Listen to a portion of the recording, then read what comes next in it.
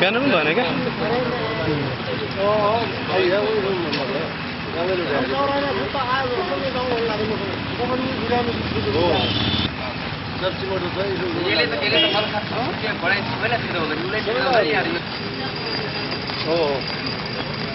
आन्दोलनमा उत्रिएका छौँ। योभन्दा अगाडि हामीले कृषि सामग्रीमा तालाबन्दी गरेका थियौँ र सुदूरपश्चिमाञ्चलमा कृषि सामग्रीमा खोज्दाखेरि 1 किलो मलखाद पनि नभएको अवस्था छ र हामी आन्दोलनमा उत्रिएका छौँ।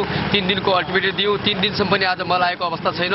यदि अझै पनि मल आएन भनेपछि मलखाद आएन, हामीले एउटा राष्ट्रिय योजनाका कुरा पनि गरेका छौँ। कुलो नहरहरू राष्ट्रिय योजना सुदूरपश्चिममा लागू हुनु पर्यो भन्ने हामीले आन्दोलन गरेका छौँ। यदि यति गर्दाखेरि पनि मलखाद आएन, सुपथ मूल्यमा डिजल पाइएन भनेपछि हामी सुदूरपश्चिमका किसानहरू आन्दोलन गर्न बाध्य हुनेछौँ। त्यो आन्दोलनको हुरी यो वर्तमान सरकारले होइन, कुनै पनि सरकारले रोक्न सक्नेवाला छैन। हामी आन्दोलनमा उत्रेका छौँ भन्ने कुरा हामी गर्न चाहन्छौँ।